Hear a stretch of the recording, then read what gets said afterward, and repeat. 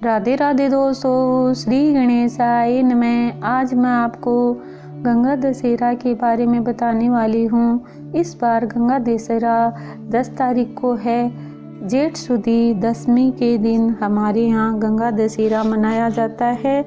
इस दिन हम गंगा जी की पूजा करते हैं। धूप, दीप, घी, दिया और जल और दूध बतासे से गंगा जी की पूजा करते हैं। इस दिन हम जो हमारे घर में मर्द होते हैं उनके सवा सेर का मीठी पूड़ी और चूरमे का प्रसाद बनाते हैं, बालाजी को भोग लगाते हैं और वो प्रसाद हम गरीबों में, ब्राह्मणों में बांट देते हैं। वो हम खुद नहीं खाते हैं, खुद के खाने के लिए कुछ और बनाते हैं। और प्राचीन काल में अयोध्या में सागर नाम का एक राजा राज्य करता था। उसके 2 पत्नियां थी, केसनी और सुमति। सुमति के केसनी के असुमान पुत्र हुआ और असुमान नामक पुत्र हुआ और सुमति के 60,000 पुत्र हुए। वह राजा ने एक बार विशाल यज्ञ रखा और यज्ञ को पूर्ण करने के लिए अश्व छोड़ा था। अश्व जाकर ऋषि व इंद्र ने अश्व को पूरा न होने के लिए, भंग करने के लिए उस अश्व को ले जाकर मुनि के आश्रम में बांध दिया। और मुनि के आश्रम में बांधने के बाद में वह यज्ञ पूर्ण नहीं हुआ तो केसुनी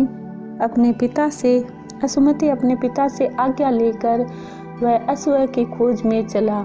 वह अपने भाइयों के अश्व की खोज में चला तो वह खोजता खोजता गरुड़ मुनि के आश्रम में पहुंचा। गरुड़ मुनि ने यह बात बताई कि तुम्हारे भाई और अश्व मुनि के आश्रम में हैं और मुनि की हंसी उड़ाने पर उन्होंने मुनि की तपस्या भंग करने पर वह भस्म हो गए हैं और वह भस्म होने के कारण अश्व भी नहीं आ पाया है।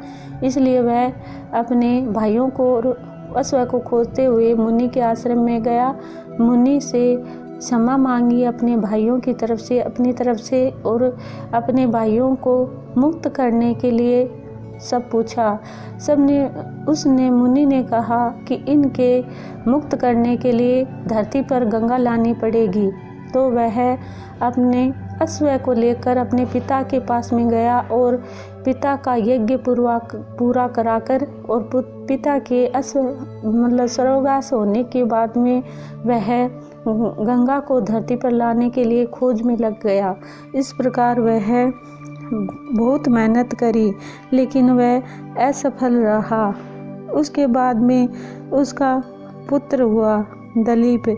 उसने भी बहुत मेहनत करी, वह भी असफल रहा। उसके बाद में उसका पुत्र हुआ भागीरथ।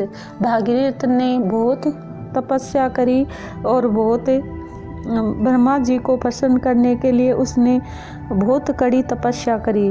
ब्रह्मा जी प्रसन्न हो गए और उसको भागीरथ को गंगा धरती पर ले जाने के लिए उसने वरदान दिया। अब ये बात ये थी कि गंगा के वेग को कौन समा सकता है, उसको शंकर ही समा सकते थे। अब उसने भागीरथ ने अंगूठे पे खड़े होकर शंकर की पूजा करी और शिव भगवान को प्रसन्न किया। शिव भगवान अपनी जटा में गंगा को समाने के लिए खुश हो गए और वह शिव भगवान के जटा में प्रवेश हो गए। अब वह गंगा को शिव भगवान की जटा से निकलने के लिए बहुत दिन रास्ता ढूंढना पड़ा। वह शिव भगवान की जटा से निकली तो वह गल गल करती हुई चली। वह रास्ते में जाकर उसके मार्ग में ऋषि जाह्नवी का आश्रम था। वह तपस्या कर रहे थे और ऋषि जाह्नवी ने तपस्या में अपने विघन समझकर गंगा को पी गए और वह फिर भागीरथ ने तपस्या करी। भागीरथ ने तपस्या करने के बाद में वह जाह्नवी ने अपने झांग से गंगा को निकाला, इसलिए वह जाह्नवी पुत्री कहलाई। इस प्रकार वह अपने 60,000 भाइयों को भी मुक्त करवाया और इस प्रकार वह भागीरथ ने हमारी धरती पर गंगा लेकर आए।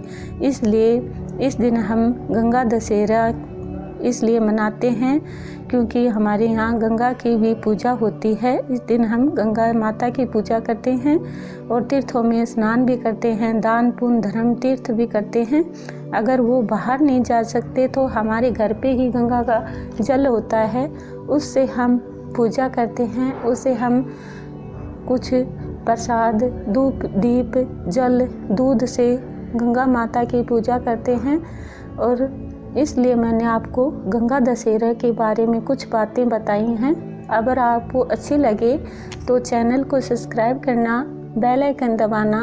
श्री कृष्णम शरणम मम।